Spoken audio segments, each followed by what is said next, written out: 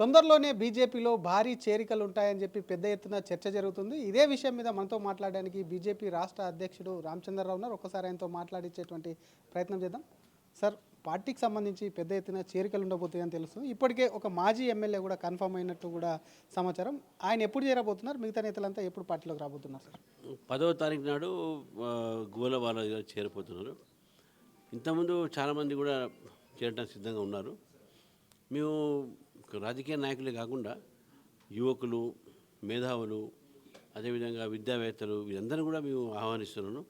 ఇప్పుడు నేను కూడా నా పర్యటన ఎక్కడెక్కడైతే ఉందో అక్కడ కూడా చేరికలు బాగా జరుగుతూ ఉన్నాయి. అయితే ఇప్పుడు మొదటి చేరిక దీంతో స్టార్ట్ అయ్యి చాలామంది మా సంపర్కంలో ఉన్నారు.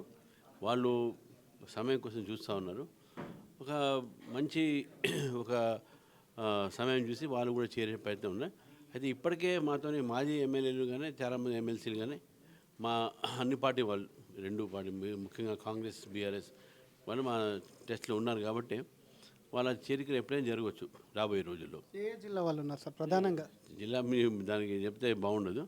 బట్ డెఫినెట్గా తెలంగాణలో మంచి కీలకమైనటువంటి ఒక వ్యక్తులే వాళ్ళు కూడా పార్టీ సిద్ధంగా ఉన్నారు. వాళ్ళు ఇప్పటికే చేరే ఉండేవి కానీ వాళ్ళు కొన్ని కారణాల వల్ల వాళ్ళు ఆగిపోయారు. సార్, గతంలో కూడా చాలాసార్లు కేసీఆర్ ఫ్యామిలీ నుంచి కూడా పార్టీలో చేరబోతున్నారు, చేరికలు ఉంటాయన్నారు. అటువంటిది ఏమన్నా ఉందా సార్ కేసీఆర్ కుటుంబం నుంచి? లేదు, అది అటువంటిది లేదు. కానీ రాజకీయంగా కొంచెం ప్రముఖమైనటువంటి వ్యక్తులు చాలామంది చేయడం సిద్ధంగా ఉన్నారు. దాంట్లో కొంచెం రిటైర్డ్ ఆఫీసర్స్, మన IAS officers, retired IPS officers వాళ్ళు కూడా దాంట్లో చాలామంది ఉన్నారు. ప్రొఫెసర్స్ ఉన్నారు, డిప్యూటీ కలెక్టర్స్ ఇటువంటి ఉన్నారు. అంటే మా చేరికలు అంటే కేవలం రాజకీయ నాయకుల చేరికలే కాదు, సమాజంలో అనేకమైనటువంటి ఒక ఇంపార్టెంట్ పొజిషన్ ఉన్న వాళ్ళందరూ కూడా మా పార్టీలో చేయడానికి ఏదైతే వాళ్ళు ఆసక్తి చూపెడుతున్నారో దాన్ని ఆహ్వానిస్తున్నాం. పార్టీ కూడా ఏంటంటే చేరికలకు ఎప్పుడు కూడా మేము మా తలుపులు మూయం. ఎవరైనా సరే భారతీయ జనతా పార్టీ సిద్ధాంతం మీద, నరేంద్ర మోదీ గారి నాయకత్వం మీద నమ్మిన వాళ్ళందరూ కూడా ఎవరైనా మా పార్టీలో రావచ్చు. సార్, చేరికల అంశం ఒకటే కాదు, మీకు సంబంధించి గతంలో మీకు ప్రెసిడెంట్ ఇచ్చినప్పుడు మిమ్మల్ని చాలామంది డమ్మీ అన్నారు, పార్టీ పని అయిపోయిందని చెప్పి. ఇటు మీ పార్టీలో కొంతమంది విమర్శలు చేసి ఉండొచ్చు, డైరెక్ట్ ప్రతిపక్షాలు కూడా విమర్శలు చేసినాయి. కానీ రామచంద్రరావు ఒక్కసారిగా చేరికలు స్పీడప్ అయిన తర్వాత పార్టీలో అటు బీఆర్ఎస్లో ఆందోళన మొదలైంది, కాంగ్రెస్లో అలజడి మొదలైంది, బీజేపీకి ఊపు వచ్చిందని కొంత చర్చ జరుగుతుంది. ఏం మంత్రం వేస్తున్నారు సార్? అసలు ఏం జరుగుతుంది సార్? ఇప్పుడు ఒకటే, నేను నా మీద విమర్శలకు నాకేం అభ్యంతరం లేదు. ఎందుకంటే నేను ఒక సిద్ధాంతం నమ్మినవాడిని. కాయగాసే చెట్టుకే రాళ్ళు వేస్తారు.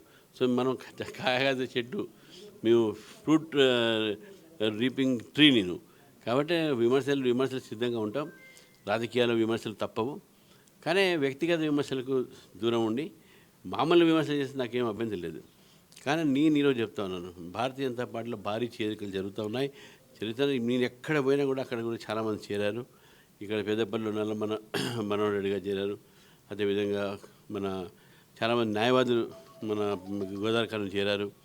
వీళ్ళందరూ కూడా చేరుతున్నటువంటి ఒక నేపథ్యం చూస్తూ ఉంటే నేనే ఆశ్చర్యపోతున్నాను. ఇంతమంది భారతీయ జనతా పార్టీలో చేరుతున్నారు. వీళ్ళు రేపు రాబోయే రోజు ఇంత పెద్ద శక్తిగా మారుతున్నది నాకు సంతోషం ఒకవైపు అనిపిస్తుంది.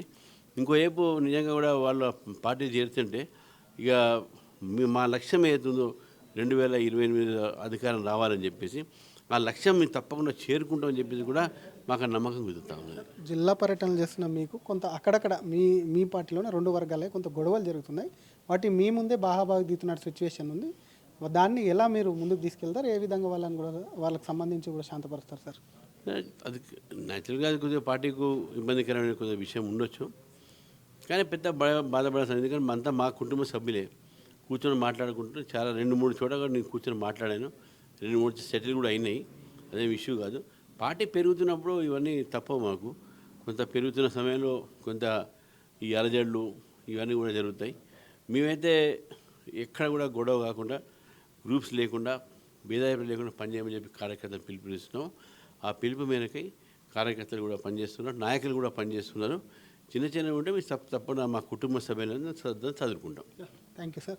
ఇది పార్టీకి సంబంధించి కూడా పెద్ద ఎత్తున చేరికలు ఉంటాయి. కేవలం ఎల్లుండి ఒక మాజీ ఎమ్మెల్యే చేరుతున్నారు. ఆ తర్వాత జరిగేటువంటి పరిణామాల్లో పెద్ద ఎత్తున మాజీలతో పాటు రెండు పార్టీల నుంచి కూడా మాజీలతో పాటు నాయకులు చాలామంది ప్రస్తుతం ఉన్నటువంటి నాయకులు కూడా పార్టీలో చేరతారు. పార్టీని బలోపేతం చేస్తాము, మిషన్ 2028 లక్ష్యంగా కూడా ముందుకు వెళ్తాం, బీజేపీ అధికారంలోకి రావడమే లక్ష్యంగా కూడా ముందుకు వెళ్తామని చెప్తూనే మరొక పక్క ఎల్లుండి గువ్వల బాలరాజు కూడా బీజేపీ తీర్థం పుచ్చుకోబోతున్నారు. ఇక్కడే రాష్ట్ర కార్యాలయంలో తానే కండువ వేసి కూడా ఆయన ఆహ్వానిస్తానని చెప్తున్నారు. ఆ తర్వాత పార్టీకి సంబంధించి పూర్తిగా తెలంగాణ రాజకీయాలకు సంబంధించినటువంటి ముఖ చిత్రం కూడా మారబోతుంది, పార్టీ కూడా బలోపేతం అవుతుందని చెప్పడమే కాకుండా పార్టీకి సంబంధించి చిన్న చిన్న గొడవలు ఏవైతే ఉన్నాయో జిల్లా పర్యటనలో వాటన్నిటి కూడా కుటుంబ కలహాలు ఉంటాయి, వాటికి సంబంధించి వాటన్నిటిని కూడా సదురుకొని పార్టీని ముందుకు నడిపిస్తాం, పార్టీ పెరుగుతుంది కాబట్టి ఇటువంటి గొడవలు సహజం అంటూ కూడా బీజేపీ రాష్ట్ర అధ్యక్షులు అటు రామచంద్రరావు అంటున్నారు. కెమెరామ్యాన్ విజయ్తో శ్రీధర్ RTV హైదరాబాద్.